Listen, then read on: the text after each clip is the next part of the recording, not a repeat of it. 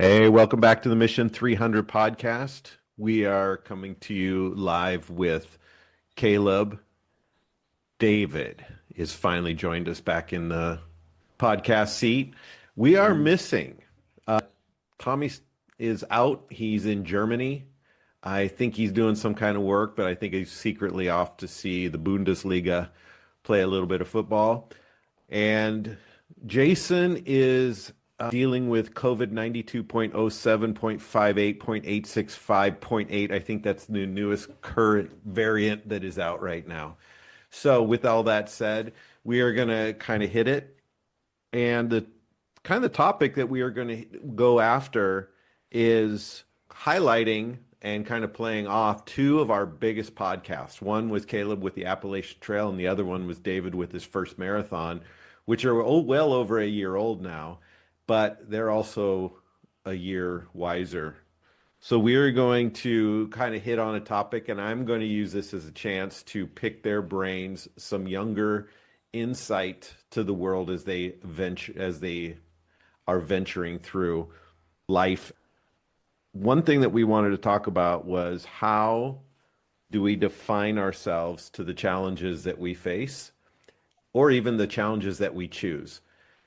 It's an interesting point that, like, in whether it's in weightlifting is probably more precise about this, but if you start getting ready to define or to cut, you're kind of stripping away all the fat, so your muscles are becoming much more distinct, and so that way you can see them, you can see what's being covered by the fat. And I think there's a little bit of that too in life, is that when we're getting ready to face something, we have a lot of fat and we can't really define all the muscles. We know they're there, we can feel them, we can push deep beyond the squishy tissue on the surface to know that they exist down there. But the actually bringing them out to be usable. So I kind of want to use this kind of that metaphor in how do we define ourselves towards the challenges that we're choosing, facing, or the direction in our life that we're going after, and sometimes the direction that gets thrown at us. One of the other areas that has been a big part of Mission 300 and our podcast is the idea that the mountain in front of you is not the problem, it's who you are to the mountain. And Jesus makes this very interesting statement, and sometimes people think it's just a metaphor, yet he uses a fig tree as the example. So he's using a literal thing to define something. And he says, if you could say to this mountain, be thou removed and cast in the sea, and not doubt in your heart, and believe those things which you say will come to pass, you will have whatever you say. I think sometimes this is really often dealing with the mountain in our own life. What is the mountain? Our fear, our restrictions, things that we put a restraint on, or even the enemy has created over life of just life experiences, that we have a restraint on our life that hinders us from going after the challenge or mountain that we want to pursue. So with that said, both of you two have created our two biggest podcasts. One was the first marathon again, and the Appalachian Trail with Caleb. And so I'm going to kind of highlight, like, you guys both have pursued big things in your young youth that have affected other people. So I'm going to kind of just start with, how do you guys plan your day to begin defining yourselves in preparation towards your next challenge or the next thing you want to accomplish in life? So I'm going to leave it kind of big, and then I'll ask questions off of that. So David, since you've been absent from us for a while, we've missed your presence. I'll let you kind of kickstart that question. I think before I used to be a lot of like pressure. Okay, I need to do this perfect. I need to do that perfect. I need to get, and then constantly stressing about the future and only looking towards the future and only looking 10 years in the future on what I'll do, where I'm going to go, etc. And a part of that is good, but I think before doing any of that, actually, Dad, you talked about this in a ramp uh, meeting where you said how if you're not content in your situation right now, you'll never be content anywhere. And I've been thinking like, okay, looking so far ahead, there's so much anxiety, so much this, that, and the other. And I was kind of praying over that. And, uh, and just over and over, I've been getting it's the idea of anxiety and peace has kept coming up in church right after I was looking at this. It came up, and I think uh, before trying to look so many steps ahead, it's more about being content where you're at right now and following with what God would want you to do. I found this especially true. I was reading a biography of Tesla because I'm in electrical engineering. I was reading on Tesla, and so far from what I'm noticing is pretty much everything he did, he just found something and he tackled it in that moment. He just did the best that he could in a situation. He was in school, he just did the best he could in that situation. And it just kind of led to the next thing. And so I think personally, it's just what can I do right now? And if you look, even though we're supposed to look in the future, the Bible look look here, you who say today or tomorrow we are going to a certain town and will stay there a year. We will do business there and make a profit. And I'm realizing that that is my mentality. And I think you still need to have that mentality to a degree, but having anxiety about, okay, what's this next step? What's this next step? I think what's important is learning to find peace, and instead of worrying about the future, you pray, God, give me the supernatural peace that covers up the anxiety. And that's more important than the solution to your problem. I think even though it's a little off topic, it's like in reality, if we had a calm level head, most problems are not that deep. They're not that deep. If you had a calm level head and you're looking at it from the outside, you're going to think, okay, this is literally fine. It's not that deep. There's a solution to this. And I think instead of praying for a solution, it's more about praying for that peace with God about where you're going to go and this and that, and just being and just stewarding what God's giving you right now and doing the best you can with that.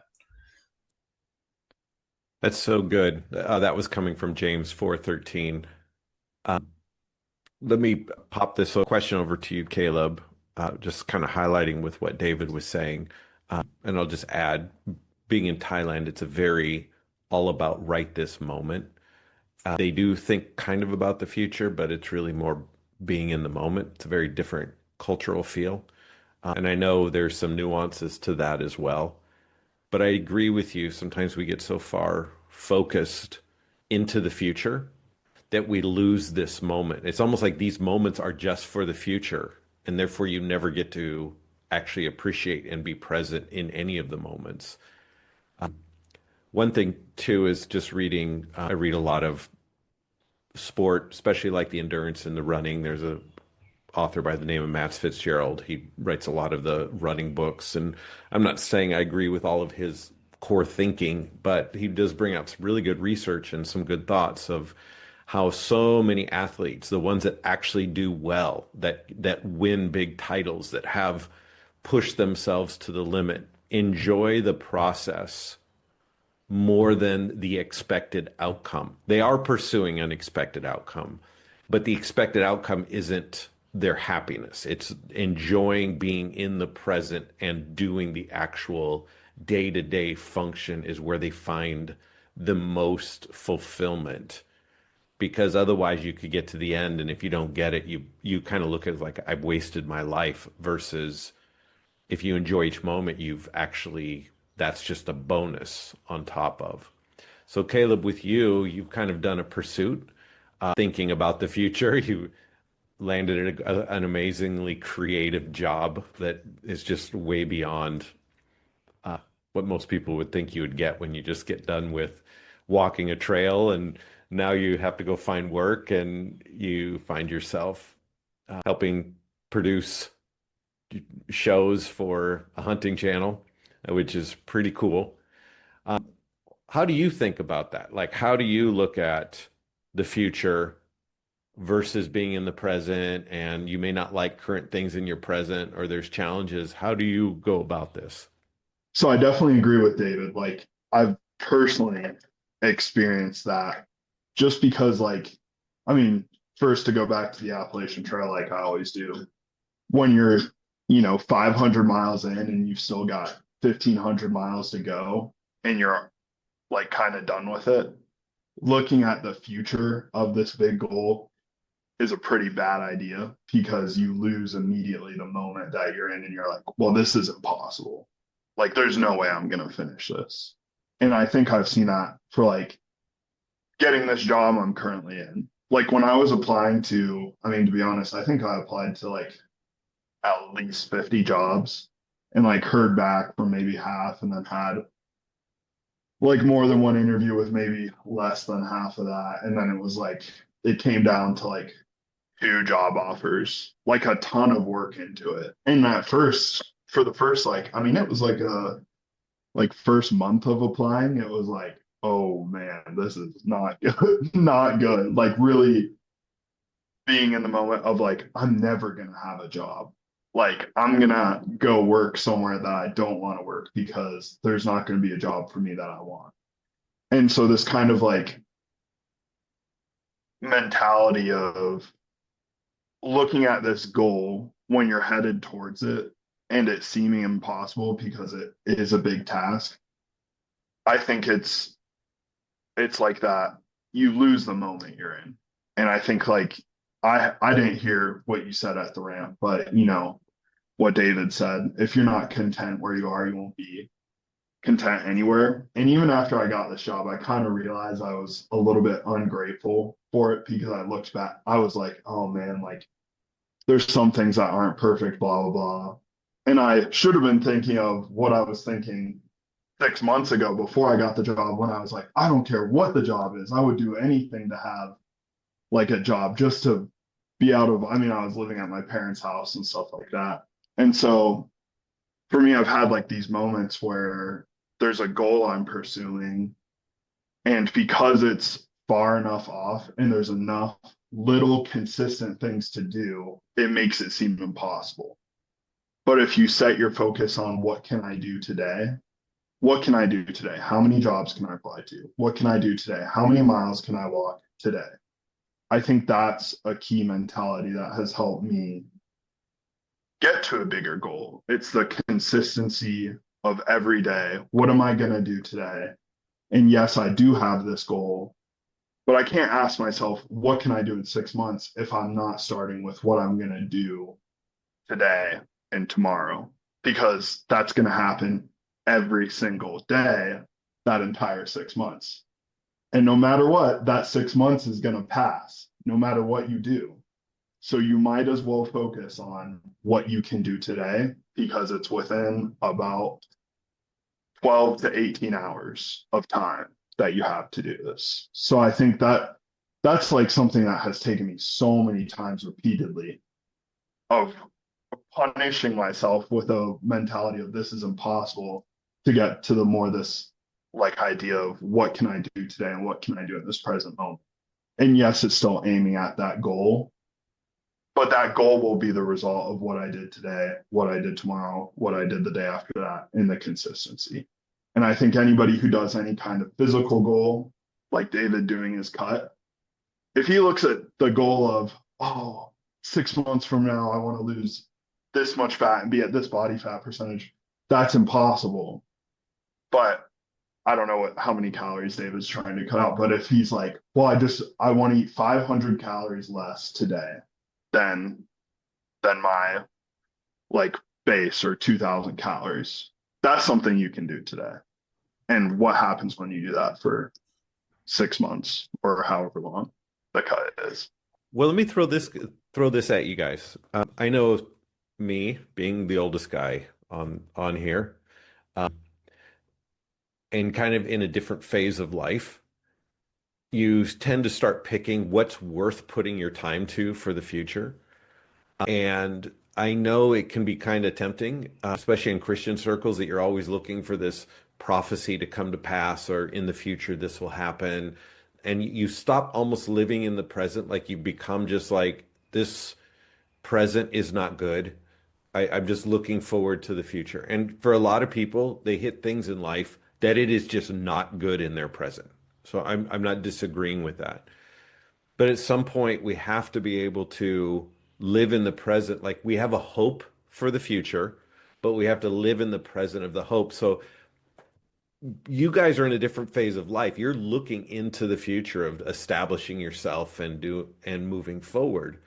So my question with you guys is, how do those things help you? Like, when you hear about like even like prophetic words about the future of what's going to happen, how does it encourage you? Does it discourage you? Does it seem irrelevant? Does it almost seem disruptive to your advancing? Are those things helpful to you? I'm trying to think of a good example that could be commonly relative, but I'm just thinking of, you know, I've listened to a lot over even like just the political prophecies over our current state of America and different things. And don't get me wrong, I have a lot of opinions with that. But your age group, how does that help you? Does it encourage you? Does it almost like, who cares? I guess I kind of want to hear your thinking about that. I think what is helpful is, I mean, you're saying that you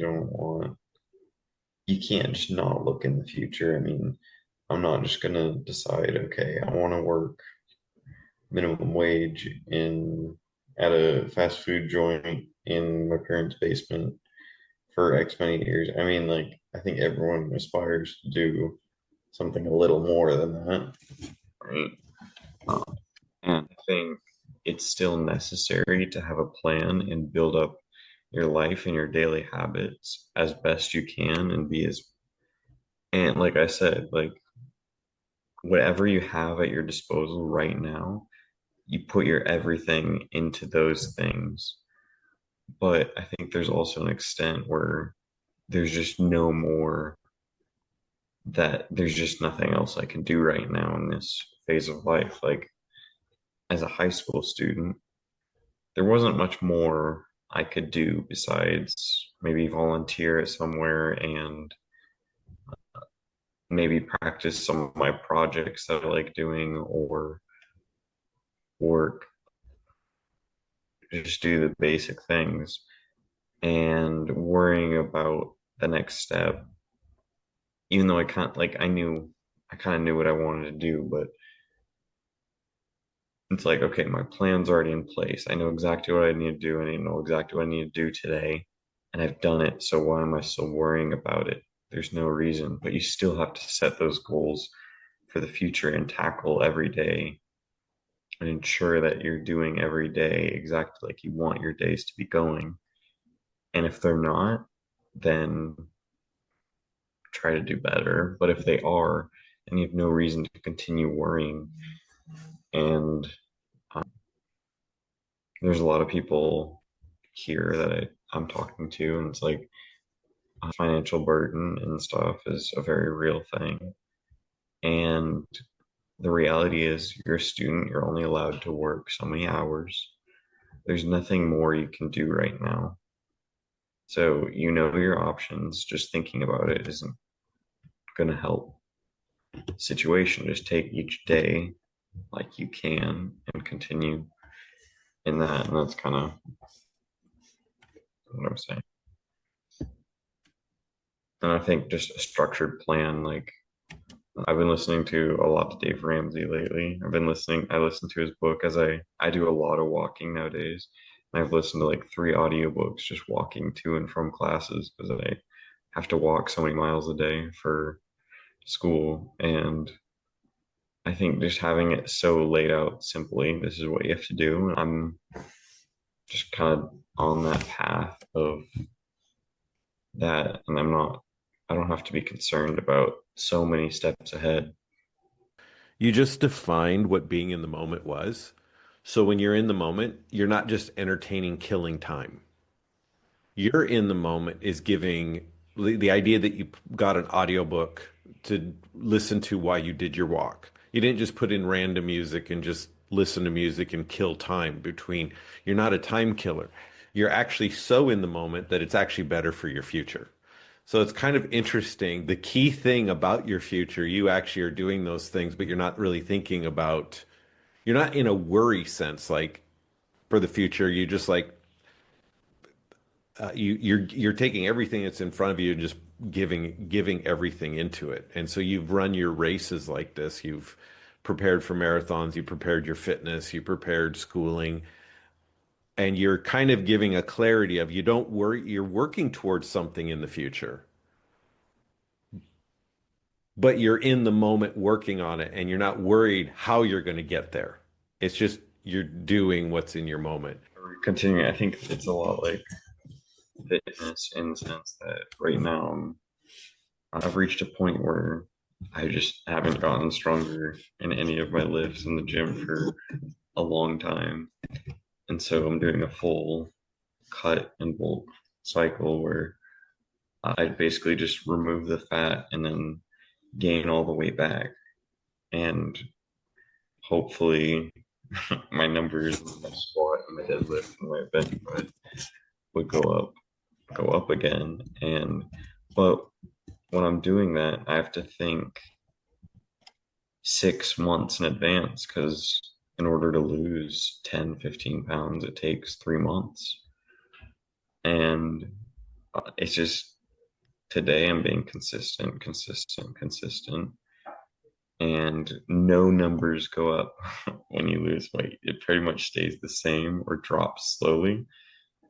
And I just have to be in the mindset of this is so long term and I have to look 6, 8 months in the future. And so, but I'm doing what I can right now.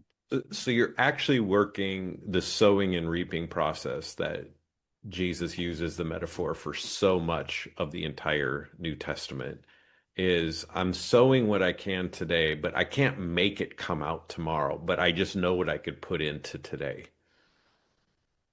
with the expectation of a harvest sometime in the future. So that's really a good understanding. It's not discarding the future.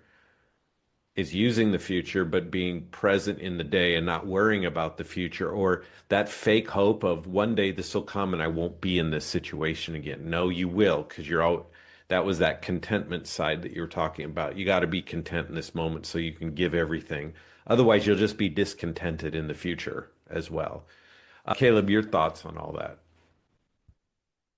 Yeah, so I think your original question was kind of like the thoughts on the prophetic element of the future. Were you saying that, Brian? Like, does it matter? I think I have like, I don't know. I don't want to say I'm disenfranchised, quote unquote, with the whole prophetic thing. Um, but there's only one prophetic word in my life. And Brian, I'm sorry if you've given me a prophetic word and I don't remember it, but I think there are prophetic words that you've given that maybe weren't even technically like, oh, this is a prophetic word. But there's one I have that's on a cassette tape from when I was like a little kid at this church that my parents took me to. And it wasn't anything about my future, but it was more about who I am. And it was kind of like, hey, I just see this in you and this. And it was more of like an encouragement. And to this day, it's like one of the only ones that I really solidly remember. And there was like a particular word in there, like they said pioneer.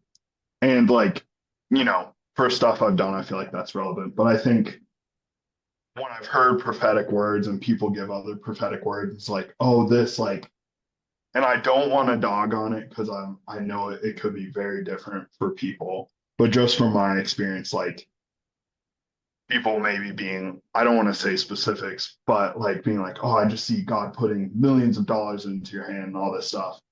And then you see that person and they don't go work a job. And you're like, hold on. And this is just a very general thing. And I think for even myself, when I've had like quote unquote prophetic words, I go, well, if I don't do anything about that, like that's just not going to happen. Like I have to work with that if that really is true. And so I think I've kind of come to this place of like, okay, if there is a prophetic word or this thing about the future, you can't only have your eyes set on that. Like what David was saying. Like I think it goes back again to this, what am I going to do today? Like if you're gonna be a business person in the future, and that's like a prophetic calling on your life or something like that, what are you doing today to manage money? Are you doing like what David's doing, actively listening to a Dave Ramsey podcast or a financial podcast? That's how do you handle money? Do these different things that are like equipping yourself for that in the future. So I think there it's sometimes I'm a little bit leery of the whole prophetic element because I'm like, I don't want that to make somebody passive and go, oh, well, it's going to happen. It's like, well, you have to work hand in hand with God in that. Like, I don't, I think anything we do in life where there is an element of like work and toil towards it that you're pushing for something. Like, you're not going to become an Olympian one day if you don't like push towards that and work towards that. You're not going to bench more than you are today if you're not cutting and bulking. So I think there's like this element where I think there has to be something done about the prophetic. So when it comes to like bigger events and worrying about the future, I can't say that I ever listened to them, like David said, because it's like, well, what am I going to be doing? Like, does it matter what happens if I'm just listening to the voice of God and following him? Like, no matter what's happening in the world, like, cool, I guess that it's like a prophetic thing about the future, like some kind of event happening, but what am I going to be doing? I, yeah, I think that's more, I don't know, just some of my experiences where it seems like it may have been more of a distraction than a helpful thing. So it sounds like what you're saying is it's not whether the credibility of the prophecy or not. It's there has to be a willingness to actually align with that prophecy. So there and just for those listening, the Bible says to test every prophecy. So just because someone says it doesn't you testing it isn't challenging whether prophecy is good or bad. Like that's what we're actually supposed to do. And then you give yourself. I just read something before the podcast, and this gentleman was asking on behalf of his friend. His friend got saved, born again. His life was changed. And then 2 years later, he was back to all the same things that he was before. And he's like, Christianity doesn't work. So now he's looking for another religion, which seems to work better because you could work it. And I do find it interesting that we've created something, there's something incredibly, incredibly powerful within Christianity that is ignored. Most importantly, it's a relationship with God the Father, not he's not looking to hire more servants to go mow his lawns. Like he's not recruiting that. It's relationship. It's being in you. Jesus says eternal life is to know the Father, like intimately in a relationship, and the Son.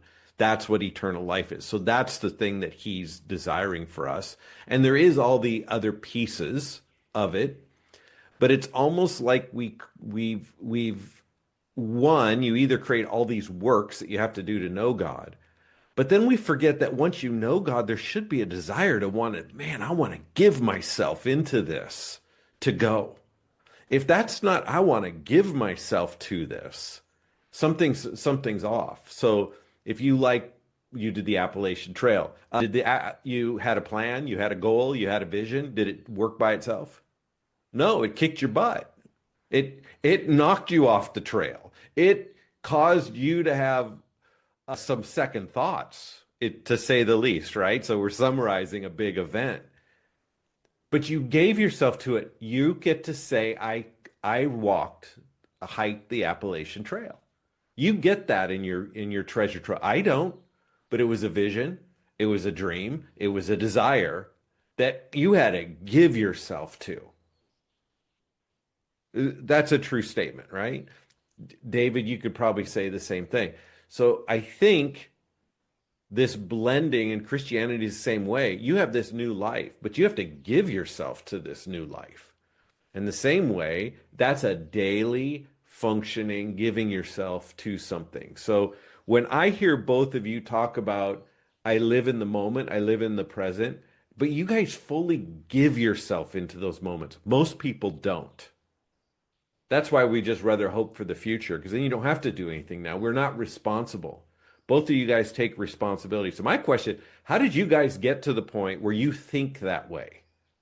That you have to own your day. No one else is going to own it for you. How did you get there? There's this verse in Luke chapter 12.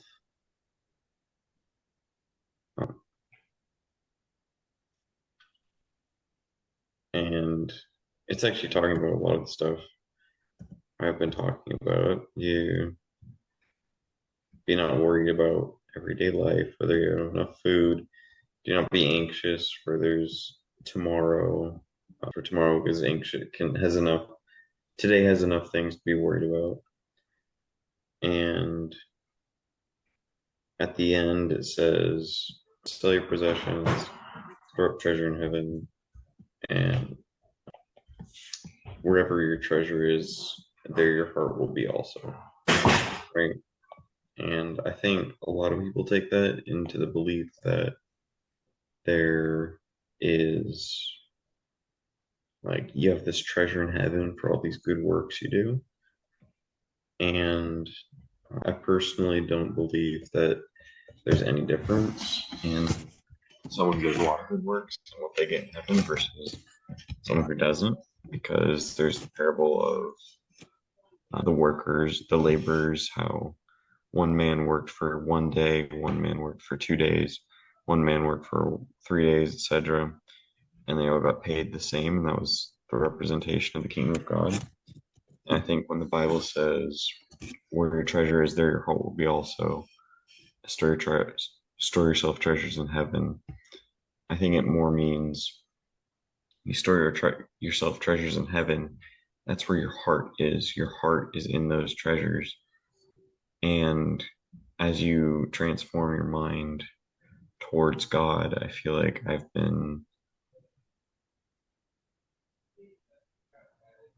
my mind has kind of changed and transformed towards the way that I think there's just the transforming, renewing of my mind that has happened from, like it says in Romans 12 and in various other places. And I think that just has made my mind shift towards something greater. And honestly, I don't think there's anything special about me or my work ethic or anything.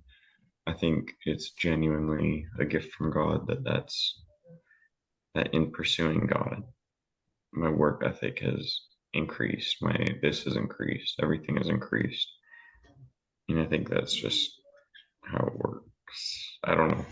As sorry to go back to it. So just like how we came to this point of responsibility and this ethic. I think, and we've talked about, I think we did a podcast on this one time, but on the entire Appalachian Trail, I have pretty much only read the book of Job. And I would like to clarify, that's not because I thought I was Job going through the greatest suffering in the world or anything. Just so we're clear that it wasn't me sulking, even though I did sometimes. But I think it came down to one verse in Job, and I don't want anybody to misunderstand it, but it's Job 38:3. And when I started reading it, I just like would read it on repeat and have it in my head constantly. And it was after all of Job's friends gave him all this advice of why like certain things are happening to him, blah blah blah. He's like God, blah blah blah. And when God shows up, he goes, "Brace yourself like a man, because I have some questions for you." And on the Appalachian Trail, I kind of like it went on my mind on and on and on again. And it was not like this, "Oh, you better brace yourself because you've been thinking wrong. Like, you better fix your mind."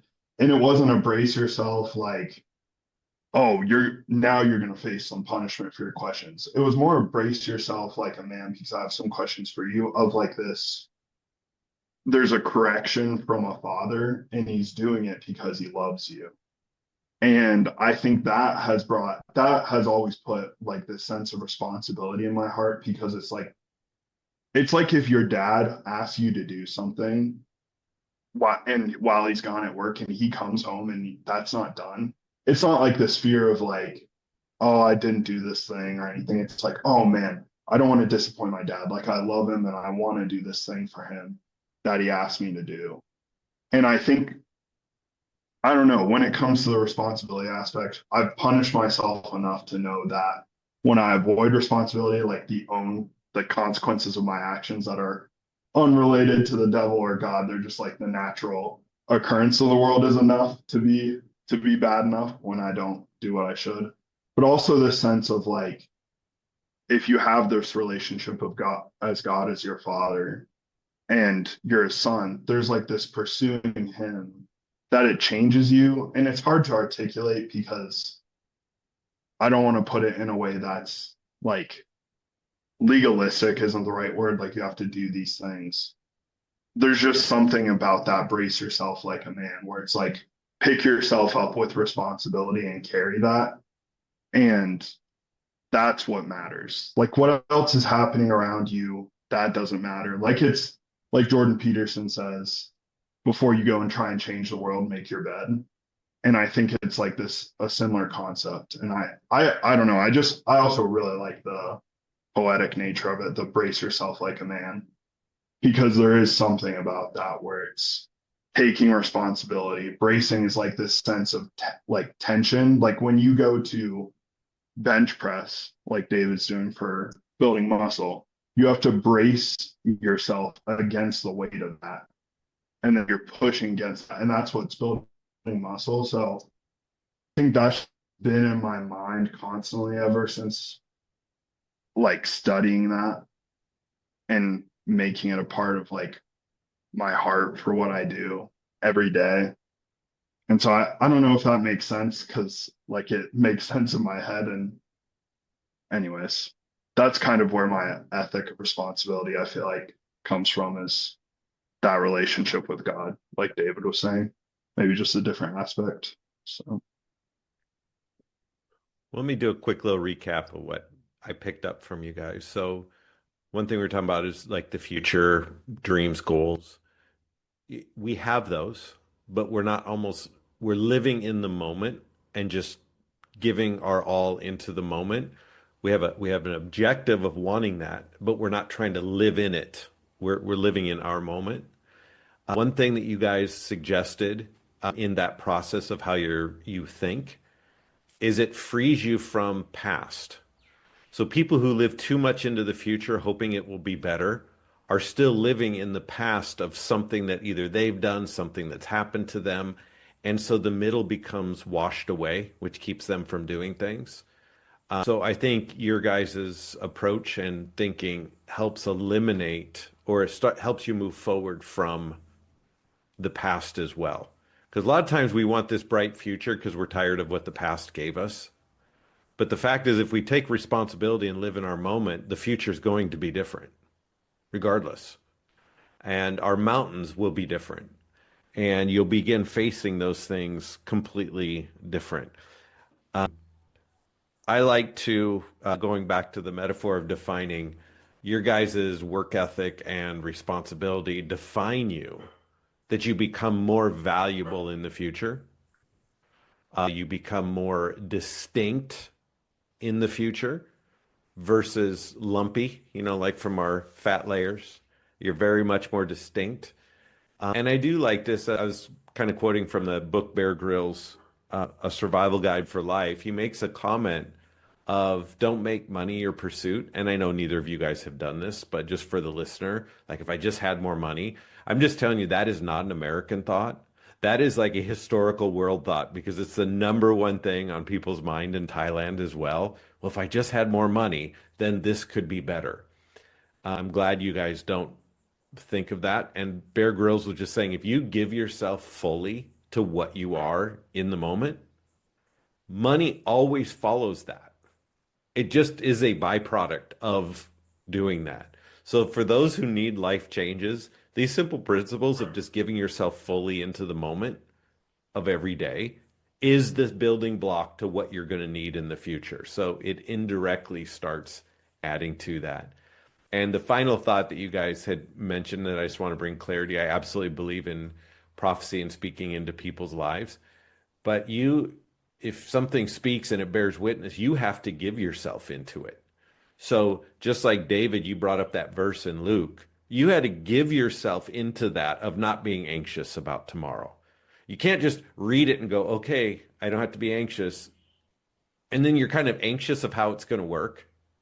Okay, but if I'm not anxious, then how are you going to not make me anxious? Like you kind of get in this weird repeating loop versus, okay, I'm not going to be anxious. So you start changing your mind and your daily trajectory differently. So you have to give yourself into everything for it to have the value and the purpose. And just like any relationship of with the word or relationship with a person, you have to give yourself. It doesn't just happen.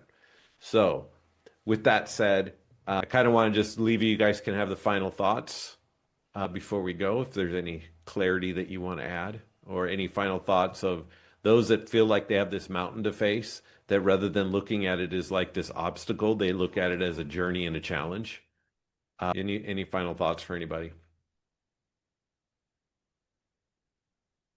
If I had to give one, I think I've told this to Brian before, but back to the Appalachian Trail, of course, it's probably going to become obnoxious at some point.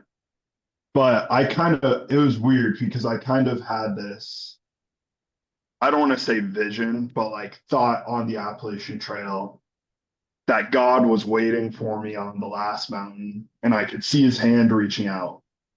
And I was like, if I can just make it to that last mountain, I'll be there. Like it'll be like I'll finally be who I'm supposed to be. Like I'll be connected with God on the top of the mountain. Like it's the hardest mountain to climb on the Appalachian Trail.